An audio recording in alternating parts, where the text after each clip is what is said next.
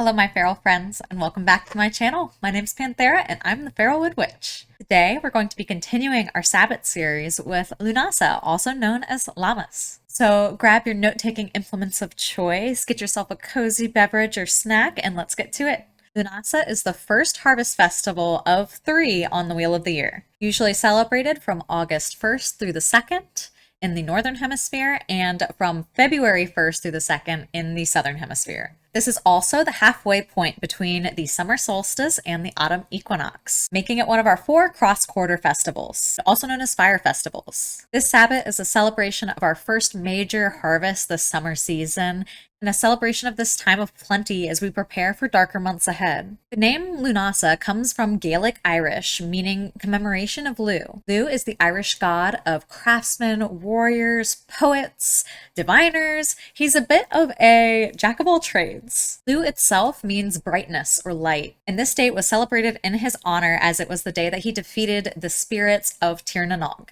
Let's get to some correspondences. Correspondences are objects, items, things, plants, and animals that are associated with a particular thing.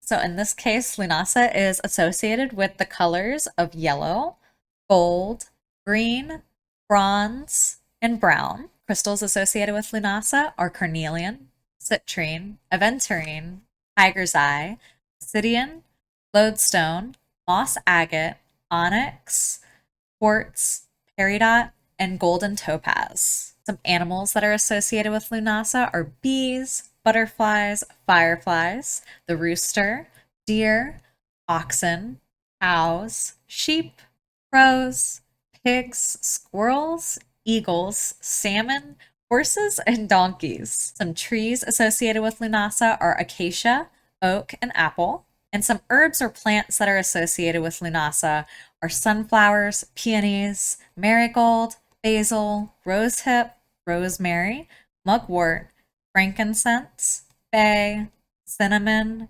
yarrow, poppy, clover, blackthorn, and goldenrod. If you're looking to add some extra things to this list, though, check in with what's in season in your area, as your area might have more local native plants that you might want to work with during this time. Some food and drink that are traditionally associated with Lughnasadh are corn, wheat, grains, breads, seasonal berries, beer or mead, fresh fruit, honey or fruit cakes, iced tea, and lemonade. And then here are some deities that are associated with Lughnasadh to save me from having to pronounce them all.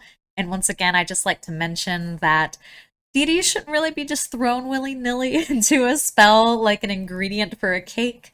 This is more of a extra special time to reach out to them or further connect or deepen your relationship with them. So take some precaution there. So now let's get into some ideas for magical workings or rituals that you might want to create. This time is associated with the harvest, as we've explained.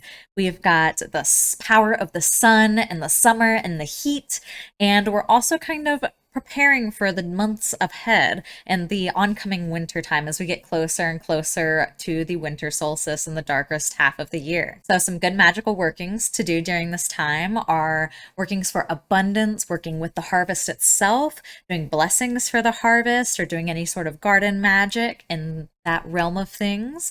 You can do spells for growth, for gratitude, for prosperity. This is also a great time to do protection as we get towards the darker half of the year, and working with kind of solar magic, cloud divination, and the fire elements. Now let's get to some common traditions for Lughnasadh. Oftentimes, as part of the holiday, villages would hold competitive games, kind of similarly to the Olympics. These included events such as horse racing, athletics, weapon challenges, and more. It's also very common to sort of craft an item in dedication to Lugh during this time, as Lugh was the god of craftsmen. So you can kind of use whatever you are comfortable with, whether it is artistry with paints or pencils. You could sculpt something. You could just kind of, glue some stuff together and see what happens. But it's a really fun time to kind of embrace your artistic side a little bit here in dedication to a deity. And the last of these kinds of traditions are all connected. They all have to deal with the actual harvest. So maybe start your day off by going out and seeing what you can harvest near you, whether you have a garden and you can pick maybe, I know my tomatoes are going to be ripe here soon.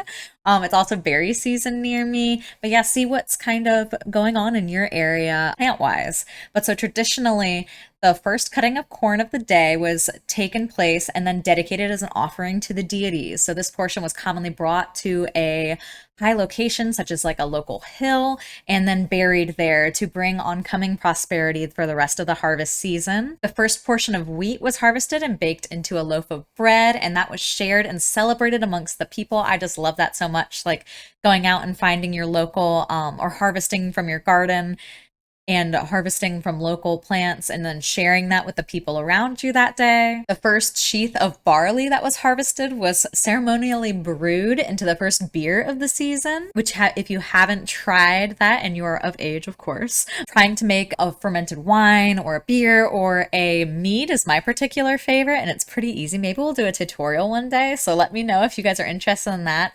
But it's a great time to make seasonal drinks that will be ready around wintertime. So great Yule gifts and things like that. So if you're interested in that, I highly recommend looking into it. And then lastly, the final sheath of corn that was harvested that day was often taken and constructed into a corn dolly as a symbol of fertility and abundance. And this dolly was centerpiece on the table for the feast that night and would remain in the home until the next harvest, which if you're following the wheel of the year and the Sabbats, our next harvest festival will be Mabon, or the autumn equinox. If you're interested in learning a little bit more about Lughnasadh, I will have my blog post linked below with all of this info and more. And also I have a downloadable grimoire page for you all, so that will be linked below, and you can also find that in my blog post. But it is a colorable, informational graphic for you to print and place in your book. I hope you have a wonderful harvest celebration, and until I see you next time, stay wild.